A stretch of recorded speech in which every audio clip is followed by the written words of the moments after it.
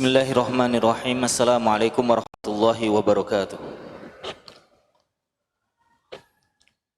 Alhamdulillahi ala ihsani wa syukru lahu ala taufiqihi wa amtinanih. Asyhadu an la ilaha illallah wahdahu la syarikalah ta'diman li sya'nih. Wa asyhadu anna Muhammadan abduhu wa rasuluh da'iyan ila ridwanih. Wa usalli wa nusalli ala nabina Muhammadin wa ala alihi wa sahabatihi wa man tabi'ahum bi ihsanin ila yaumiddin. Faqad qala Allah Ta'ala fil Qur'anil Karim, ya ayyuhalladzina amanu taqullaha haqqa tuqatih wa la tamutunna illa wa antum muslimun. Fa inna asdaqal kalami kalamullah wa khairul hadi hadi Muhammadin sallallahu alaihi wasallam wa syarrul umuri muhdatsatuha fa inna kulla muhdatsatin bid'ah wa kulla bid'atin dhalalah. Amma ba'd. Ikhwata iman wa akhwat, bapak ibu-ibu hadirin hadirat rahimani wa rahimakumullah. Segala puji bagi Allah Subhanahu wa taala yang telah mempertemukan kita kembali di tempat yang insyaallah mulia ini, yaitu Masjid Allah Subhanahu wa taala, untuk kita bersama-sama belajar ya, mengkaji kitab-kitab ulama yang rutin kita lakukan setiap malam Ahad, yaitu membaca kitab tentang akidah Ahlus Sunnah wal Jamaah yang berjudul kitab I'tiqadi Ahli Sunnah. Kitab I'tiqad Ahli Sunnah, yaitu keyakinan Ahli Sunnah, yang ditulis oleh Al-Hafidh Abu Bakar Ahmad bin Ibrahim Al-Ismaili. Beliau merupakan senior dalam madhab Syafi'iyah yang meninggal pada tahun 371 Hijriyah, kurang lebih 1000 tahun yang lalu. Masya Allah ya, 1000 tahun yang lalu, tapi kitabnya masih kita baca sampai sekarang. Masya Allah ya, semoga ini sebagai bukti tanda keikhlasan beliau. Seseorang itu kalau ikhlas di dalam beramal, maka amalnya itu lestari, walaupun orangnya mungkin sudah hancur dimakan oleh tanah, tapi Masya Allah amalnya lestari. Sebagaimana ulama-ulama kita terdahulu, mereka sudah meninggal dunia mungkin ribuan tahun yang lalu, ratusan tahun yang lalu, tapi karya-karya mereka masih abadi ya. Berbeda mungkin dengan raja-raja ya, raja-raja, sultan, penguasa. Mereka terkenal di zamannya, tapi tidak terkenal di zaman kita, dan manfaatnya pun tidak bisa kita rasakan. Semisal ada raja yang hidup 1000 tahun yang lalu, terkenal di kaumnya, sudah meninggal dunia, kita tidak tahu dia dan tidak bisa mendapatkan manfaat dari kehidupannya. Berbeda dengan ulama mungkin sudah meninggal ribuan tahun yang lalu, jasadnya mungkin sudah habis dimakan oleh tanah, tapi karyanya masih bisa kita manfaatkan, ilmunya masih bisa kita manfaatkan. Ini makanya pentingnya kita ikhlas di dalam beramal ya, dalam belajar dan juga mengajar. Taib, kita lanjutkan poin nomor 43. Di antara akidah Ahlus Sunnah wal Jamaah, yarawna sholatal jum'ah,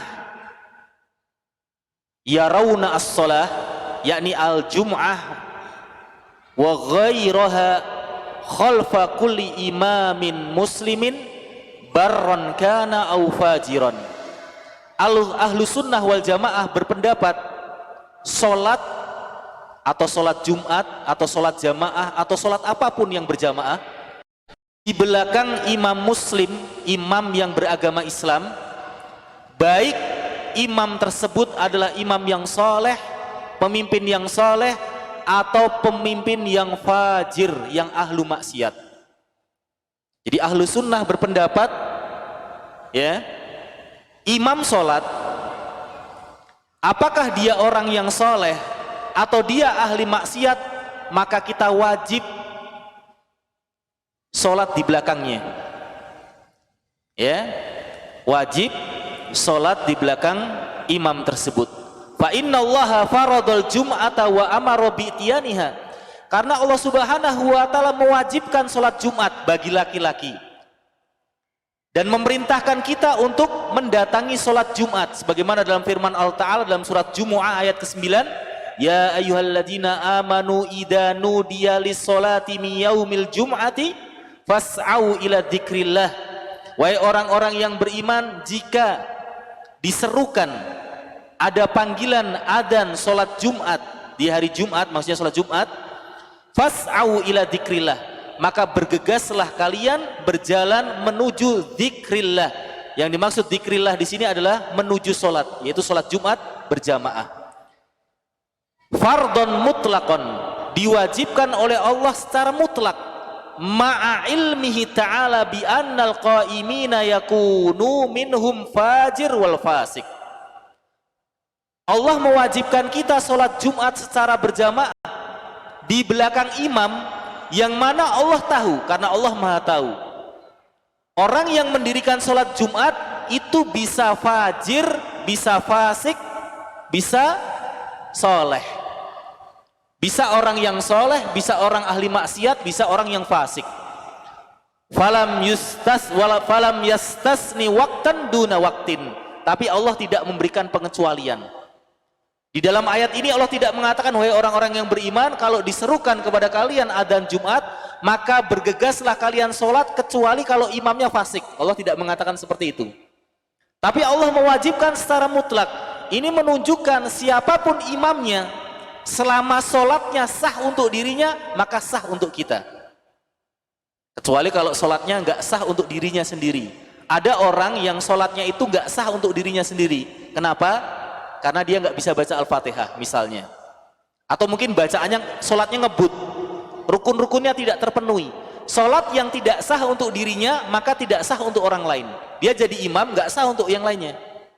Tapi selama orang tersebut sholatnya sah sendirian, maka ketika menjadi imam maka kita sholat di belakang dia sah, walaupun dia orang fasik, orang fajir, bahkan ahli bid'ah sekalipun, ahli maksiat sekalipun, sah sholat di belakangnya.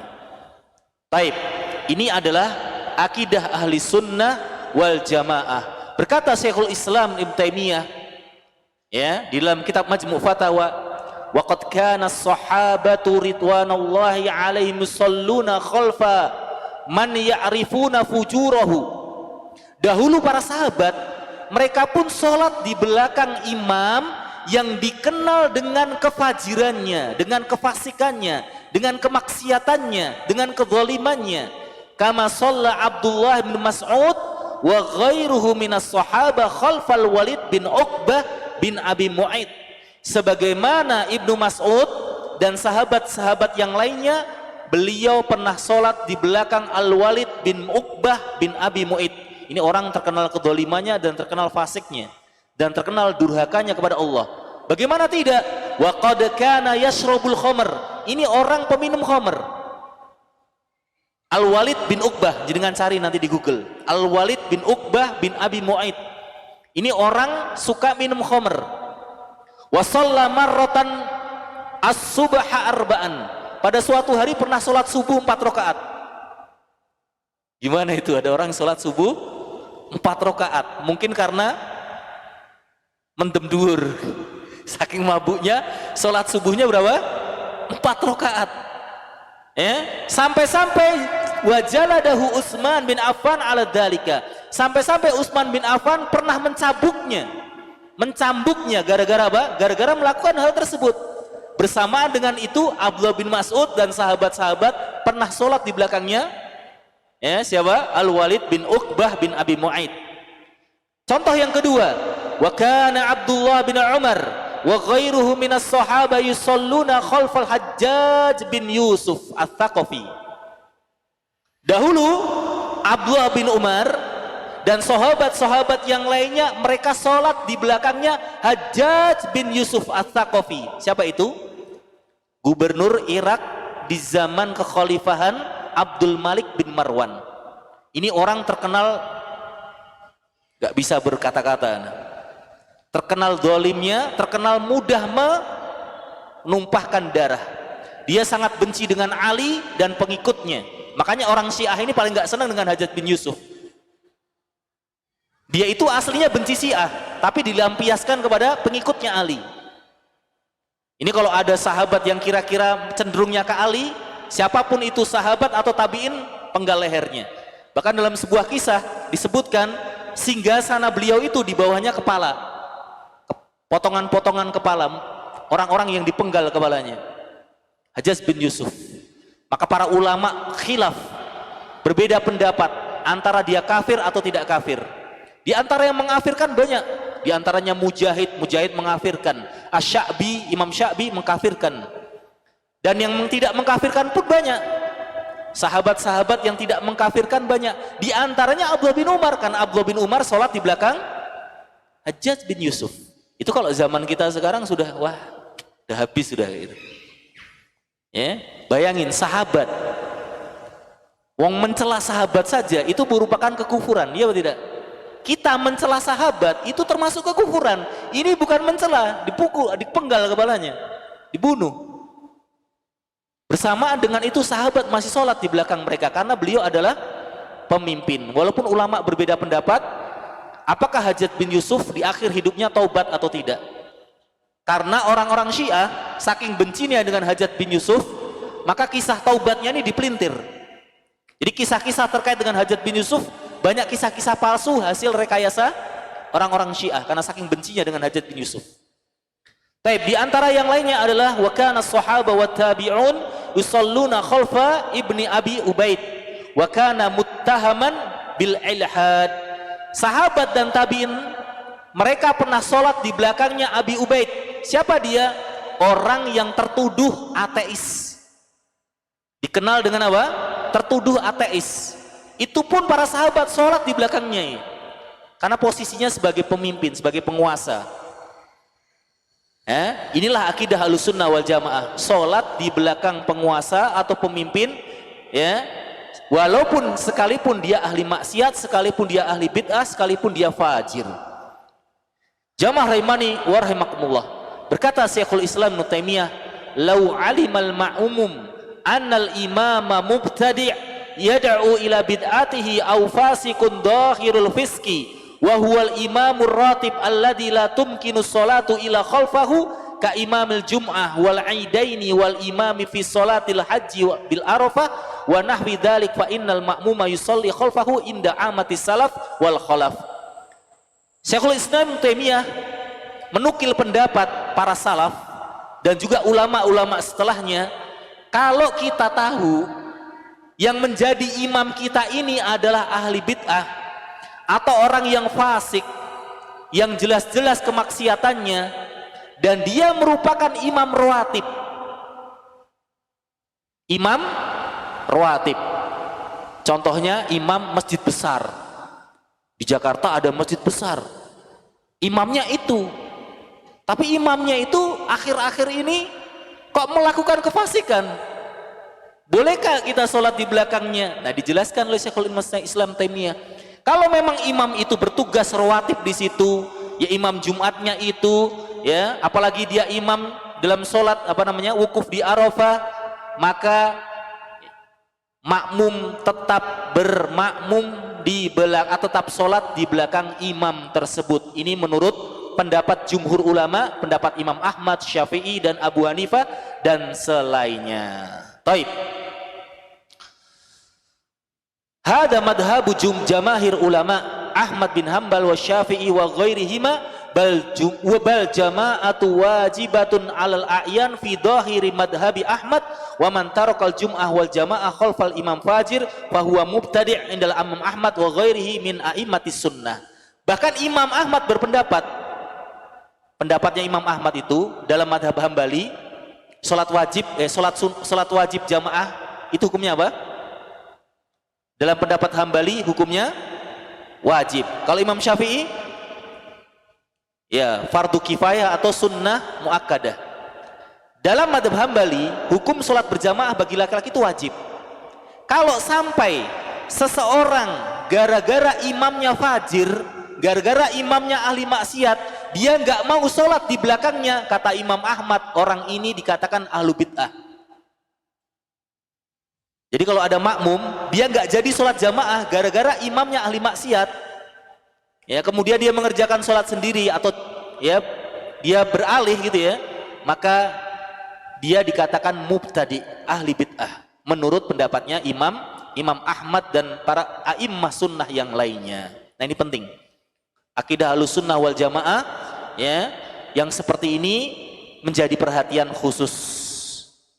Baik.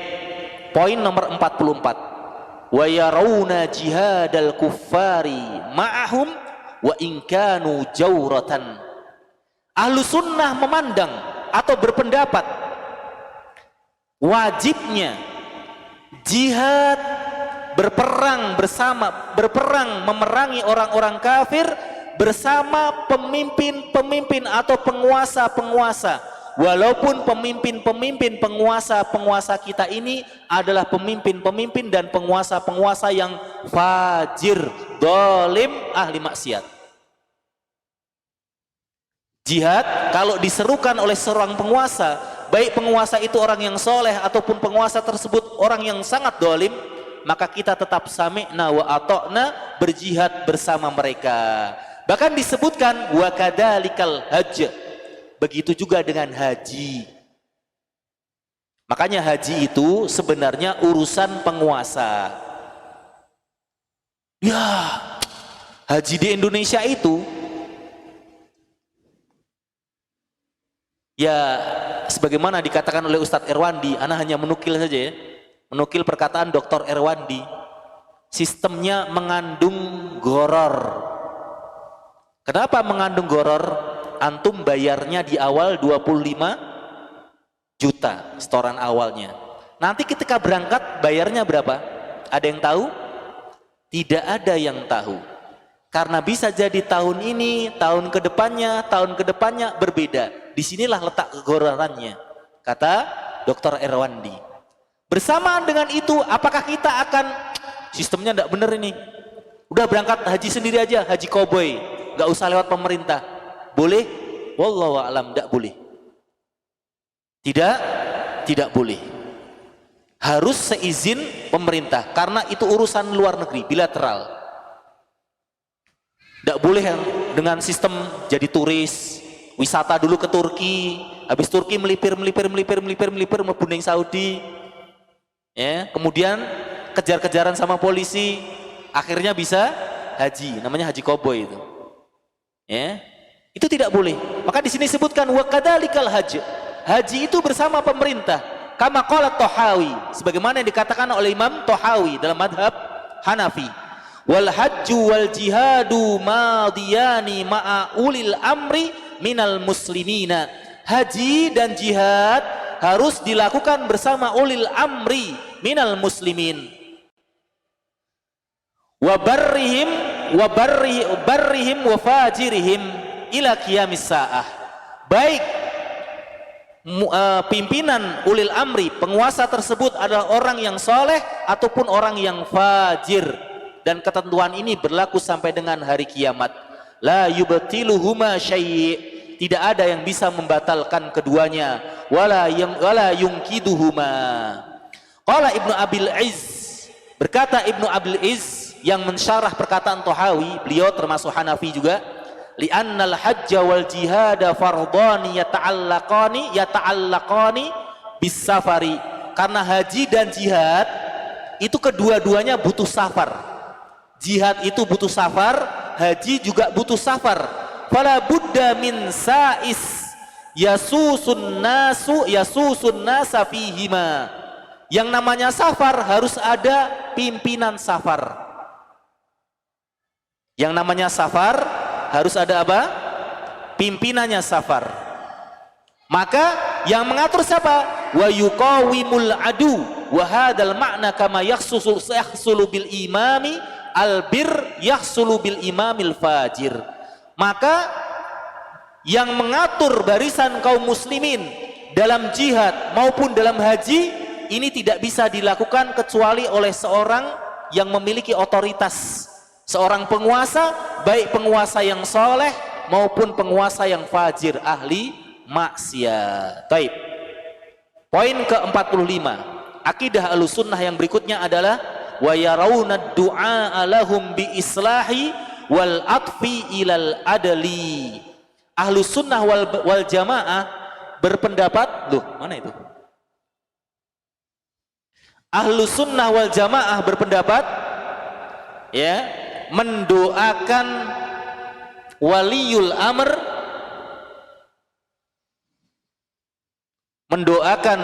amr, ya, dengan perbaikan dan menjadi adil. Jadi kita mendoakan pemimpin kita agar menjadi pemimpin yang adil, menjadi pemimpin yang bisa memberikan kemaslahatan. Jadi ahlu sunnah memilih untuk mendoakan kebaikan dibandingkan mendoakan keburukan, selama pimpinan tersebut muslim. Mau muslimnya soleh atau muslimnya fasik, ahli maksiat, maka ahli sunnah lebih memilih mendoakan kebaikan dibandingkan mendoakan keburukan. Dan ini dilakukan oleh para salaf, oleh para pendahulu kita. Dan ingat, orang atau penguasa atau pemimpin yang zalim, pemimpin yang ahli maksiat, Allah itu tidak tinggal diam. Allah tidak tinggal diam terhadap penguasa dan pemimpin yang zalim. Apa kata Allah Subhanahu wa taala? Ala la'natullahi 'alal zalimin. Ketahuilah laknat Allah itu menimpa orang-orang yang berbuat kezaliman, termasuk di dalamnya siapa? Penguasa atau pemimpin yang berbuat kezaliman. Bahkan didoakan keburukan oleh Rasulullah yang mendoakan manusia terbaik. Apa doanya? Rasulullah sallallahu alaihi wasallam dalam sebuah hadis yang diriwayatkan Imam Muslim berdoa, Allahumma, ya Allah, man wuliya min amri ummati syai'an fasyaqqa alaihim fashkuk alaihi. Masya Allah, ini ngerinya jadi pemimpin ya, ngerinya jadi pemimpin, ngerinya jadi orang yang memegang urusan umat, ngerinya orang yang dipasrai untuk memegang urusan publik, urusan orang banyak. Apa doa Rasulullah artinya? Ya Allah, barang siapa yang dipasrai, barang siapa yang diamanati urusan umatku, lalu dia mempersulitnya. Jadi tidak hanya masuk kepada penguasa dan pemimpin juga ini. Ini yang bekerja di layanan publik, hati-hati nih terhadap doa ini. Pokoknya seseorang yang diberikan amanah mengurusi hajat hidup orang banyak, kemudian dia persulit. Kalau bisa dipersulit, kenapa dipermudah? Maka hati-hatilah terhadap doa Rasulullah ini. Apa kata Rasulullah SAW? Maka persulitlah dia. Didoakan hal yang serupa. Kalau dia mempersulit orang lain, dirinya dipersulit oleh Allah Subhanahu wa taala. Kalau dia mendolimi orang lain, maka Allah akan menimpakan laknat kepada orang tersebut. Jadi Allah dan Rasulnya tidak tinggal diam terhadap pemimpin yang zalim. Lalu bagaimana dengan kita? Karena kita bukan Rasulullah, kita bukan penguasa, kita bukan pemimpin, kita hanya rakyat, maka sebaiknya kita doakan kebaikan kepada mereka. Sebagaimana datang dalam sebuah hadis, yang hadis ini dinukil oleh Imam Nawawi dalam kitabnya Arba'in Nawawiyah, ad-dinun nasihah. Kata Rasulullah sallallahu alaihi wasallam, agama itu nasihat. Qulna liman? Katakan wahai Rasulullah, kepada siapa? Lillah, kepada Allah. Tapi jangan diterjemahkan nasihat kepada Allah ya. Nasihat itu secara makna artinya adalah ya, berbuat kebaikan. Taubatan nasuha, itu dari kata nasoha, nasuha, yaitu artinya taubat yang benar-benar, taubat yang baik.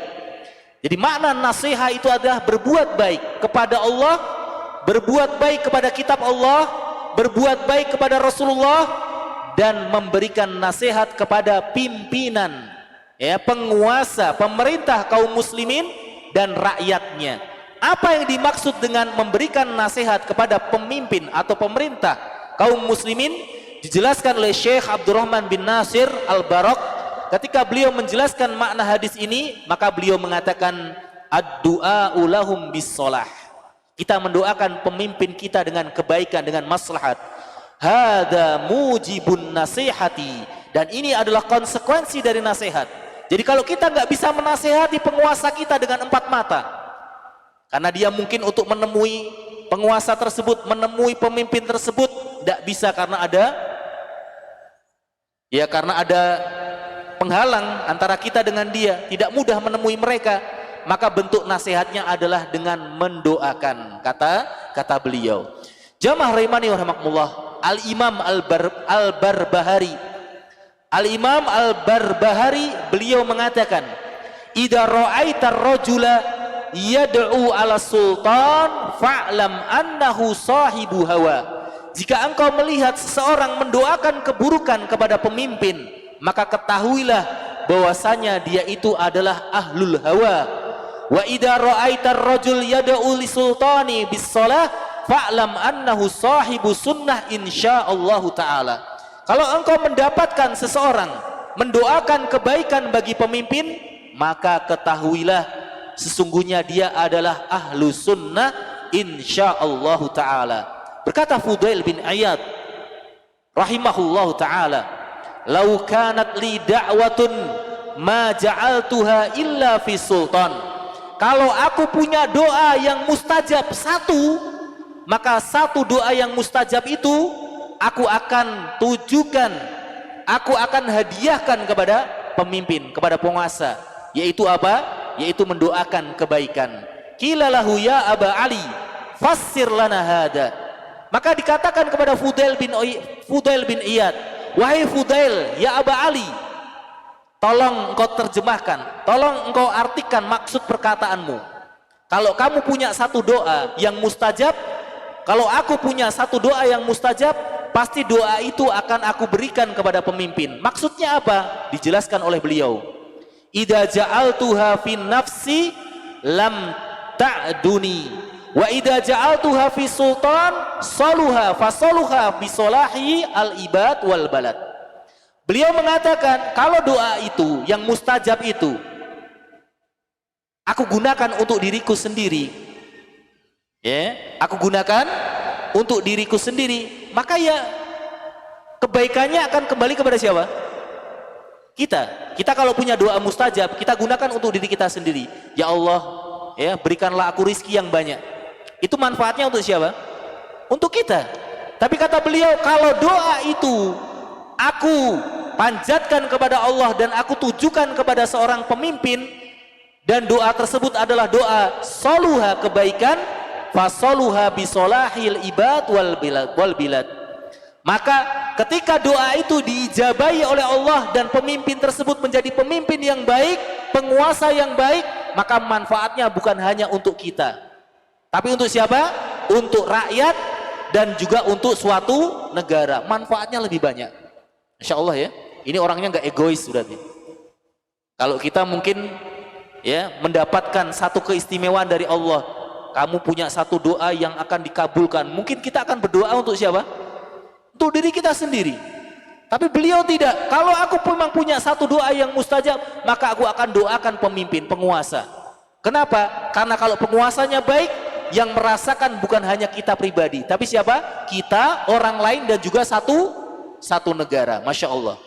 Fa'amarona an nad'uwa lahum bisolah walam nu'mar an nad'uwa alaihim wa in dhalamu wa in jarau li'anna dhulmahum wa jawrahum ala anfusihim wa salahahum li anfusihim walil muslimin. Kita tidak diperintahkan atau kita diperintahkan untuk mendoakan mereka dengan kebaikan, dan kita tidak diperintahkan mendoakan mereka dengan keburukan walaupun mereka zalim dan mereka fasik. Kenapa? Karena kefasikan mereka yang akan menerima konsekuensinya siapa? Jadi kalau orang penguasa, pemerintah misalnya melakukan kedoliman, yang mendapatkan konsekuensi dari kedoliman siapa? Ya mereka yang akan diadab. Tetapi kalau mereka baik, maka yang akan mendapatkan manfaat yang mereka dengan amal soleh mereka dan juga kaum muslimin. Baik. Dan secara logika kita tidak bermain dalil. Tadi dalil sudah kita bacakan. Kita bermain logika. Kalau seandainya kita doakan keburukan bagi pemimpin, ya Allah, semoga Pak Fulan ya segera engkau cabut nyawanya misalnya. Kemudian Allah kabulkan dan Pak Fulan tersebut meninggal dunia. Apakah ada jaminan penggantinya lebih baik dari dia? Ada jaminan? Siapa yang bisa menjamin? Tidak ada yang menjamin ketika dia sudah meninggal dunia, maka penggantinya lebih baik dari dia. Maka untuk apa kita mendoakan kematian bagi penguasa yang dolim? Lebih baik kita doakan agar dia mendapatkan hidayah. Ketika dia mendapatkan hidayah, maka insya Allah manfaatnya akan dirasakan oleh banyak orang. Nggak mungkin dapat hidayah. Antum namanya ya mengklaim semata bahwasanya hidayah tidak akan mengenai dirinya. Kata siapa menghidayah tidak bisa mengenai dirinya? Sekelas siapa? Abu Sufyan, pimpinannya orang Quraisy yang sangat benci dengan Rasulullah, sangat benci dengan Islam. Di akhir hidupnya memeluk agama Islam. Ya, memeluk agama Islam. Maka tidak ada yang tidak mungkin bagi Allah Subhanahu wa taala. Maka kita memperbanyak doa, dan bisa jadi doa kita tidak dikabulkan sekarang, tapi dikabulkan kapan? Ya mungkin 10 tahun lagi, 20 tahun lagi, 100 tahun lagi akan lahir pemimpin-pemimpin yang amanah, yang saleh, yang sesuai dengan yang kita panjatkan. Wallahu a'lam bishawab. Taib, Rasulullah sallallahu alaihi wasallam juga pernah bersabda, "Isma'u," kata Rasulullah, "dengarkanlah oleh kalian. Hal sami'tum annahu sayakununa ba'di umara." Apakah kalian pernah mendengar bahwasannya sepeninggalku, ketika nanti aku sudah wafat, akan lahir para pemimpin? Faman dakhala alaihim fasaddaqahum bikadibihim wa a'anahum ala dhulmihim falaysa minni walastu minhu walaysa biwaridin alal hawda. Maka akan ada pemimpin yang mereka tersebut adalah pemimpin yang zalim. Siapa yang masuk kepada mereka jadi antek-anteknya, jadi buzzernya, jadi pendukungnya, lalu membenarkan kedoliman, kedustaan mereka, menyokong kedaliman mereka, maka dia bukanlah golonganku, dan aku juga bukan golongan dirinya, dan dia tidak akan mendapati telagaku. Ini akidah Ahlussunnah wal Jamaah. Ahlu sunnah wal jamaah itu tidak diam terhadap kemungkaran pemimpin, tidak tinggal diam terhadap kemungkaran pemimpin. Bukan berarti ketika kita tidak mendoakan keburukan lalu kita ridho dengan kedoliman pemimpin, tidak. Ketika kita melihat pemimpin kita, penguasa kita melakukan kedoliman, maka kita pun juga merasa apa? Merasa hal tersebut salah. Ya, kita tidak mau ikut gabung dengan mereka, tidak mau ikut kedoliman mereka. Bersamaan dengan itu kita tidak mendoakan keburukan kepada mereka. Yang kita lakukan apa? Mendoakan kebaikan bagi mereka. Ini akidah Ahlussunnah wal Jamaah, wasatiyah, pertengahan. Tidak ekstrim kanan, tidak ekstrim kiri.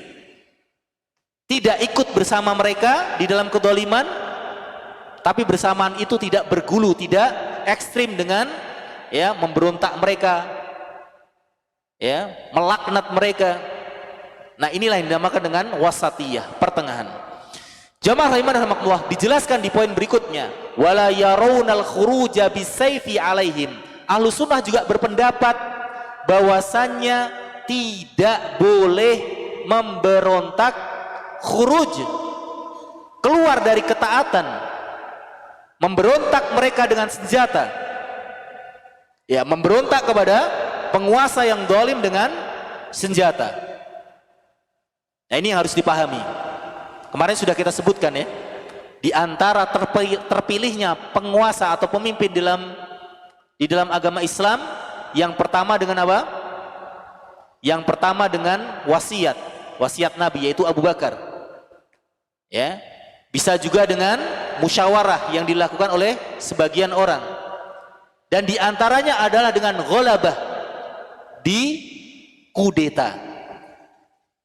Islam melarang kudeta, tapi kalau sampai ada seseorang di kudeta, kemudian naik penguasa yang mengkudeta tersebut, maka kita wajib taat dan mendengar terhadap penguasa yang mengkudeta. Ini harus dibedakan ya.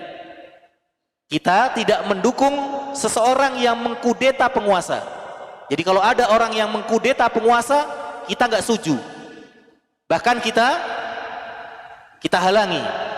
Tapi kalau sampai penguasa tersebut berhasil dikudeta, maka kita wajib sami'na wa ata'na terhadap penguasa yang berhasil mengkudeta tersebut. Intinya siapapun yang menjadi pemimpin kita, penguasa kita, selama dia muslim, entah muslimnya soleh atau muslimnya fajir atau makhluk maksiat, maka kita wajib mendengar dan taat kepadanya. Sebagaimana wasiat perpisahan Nabi, beliau katakan kepada para sahabatnya, usikum bitaqullah was-sam'i wa ta'ah wa in ta'ammara 'alaikum 'abdun wa man ya'is minkum ba'di fasayara ikhtilafan katsira fa 'alaikum bisunnati wa sunnatil khulafa'ir rasyidin addu 'alaiha binawajid. Kata beliau sallallahu alaihi wasallam, aku nasihati kalian untuk bertakwa kepada Allah dan wajib mendengar dan taat walaupun yang memimpin kalian adalah seorang hamba sahaya. Dalam riwayat yang lain, abdun habasyiyun, seorang hamba sahaya yang berkulit hitam. Kenapa kok contohnya hamba sahaya? Kenapa Rasulullah tidak mengatakan walaupun yang memimpin kalian seorang yang kaya, walaupun yang memimpin kalian seorang saudagar? Kenapa beliau memberikan perumpamaan seorang abdun? Karena menurut strata sosial, menurut tingkatan sosial, hamba sahaya itu di bawahnya apa? Orang yang merdeka. Wong hamba sahaya itu tidak punya uang. Malul abdi malu sayyidihi. Hartanya budak itu hartanya majikannya. Jadi budak itu nggak punya harta. Beda dengan pembantu. Pembantu kalau punya uang di kantongannya, ada pembantu nih, punya uang di kantongannya, punya uang di dompetnya. Ini uang majikannya atau uang pembantunya? Uangnya dia, iya apa enggak? Tapi kalau budak nggak seperti itu. Apapun yang ada di kantong dia, itu punya siapa? Majikannya. Ini menunjukkan status sosialnya di masyarakat itu rendah. Kita tidak mengatakan statusnya di hadapan Allah ya, tapi di masyarakat statusnya rendah. Bersamaan dengan itu, kalau ada seorang hamba sahaya, apalagi berkulit hitam, maksudnya ini bukan rasis ya, dia menjadi seorang penguasa, kita wajib taat dan mendengar kepada orang tersebut. Taib, jamaah rahmani wa rahimakumullah. Rasulullah juga pernah mengatakan, satakunu imra'un fata'rifuna wa tunkiruna faman arifa bari'un wa man nakira salima walakin man radiya wa taba'a qalu afala taqtuluhum afala nuqatiluhum qala la. Akan ada pemimpin ya, pemimpin di akhir zaman nanti ya, pemimpin setelah wafatnya Rasulullah. Kalian mengenal mereka, fata'rifuna, kalian mengenali mereka dan mengingkari perbuatan mereka. Faman arifa bari'a, barang siapa ya yang membenci kekeliruannya, maka ia terlepas dari dosa. Jadi kalau kita mendapati pemimpin kita, penguasa kita melakukan kedoliman ya, kemudian kita membenci kedoliman tersebut, kita terbebas dari dosa. Wah, dia dolim itu, semena-mena itu. Kita nggak suka dengan kedolimannya, kita benci dengan kemaksiatannya, maka kita terlepas dari dosa. Selama kita nggak ikut-ikutan, nggak jadi buzzernya, nggak jadi pengikutnya. Siapa yang mengingkarinya, waman nakiro salima. Siapa yang mengingkari penguasa yang dolim, maka dia selamat. Walakin man radiya wa taba'a qalu afala nuqatiluhum. Namun yang ridho dan mengikutinya, itulah yang tidak selamat. Maka para sahabat bertanya, afala nuqatiluhum. Nih lihat nih, ini poinnya. Sahabat pernah bertanya kepada Rasulullah, kalau kita dapatkan penguasa model seperti ini, yang dolim, yang fasik, ahli maksiat, semena-mena terhadap rakyatnya, afala nuqatiluhum, apakah kita perangi mereka? Apakah kita kudeta mereka? Apa kata Rasulullah? La, tidak, selama masih sholat, artinya selama masih muslim. Jadi kalau di zaman kita ada orang yang berani mengkudeta penguasa yang sah, maka dia telah berpendapat bahwasanya penguasa tersebut bukan muslim. Kalau ada seorang yang mendoakan keburukan bagi penguasa, dongak kendang mati, dongak kendang celoko, berarti dia sudah menganggap penguasa tersebut bukan muslim.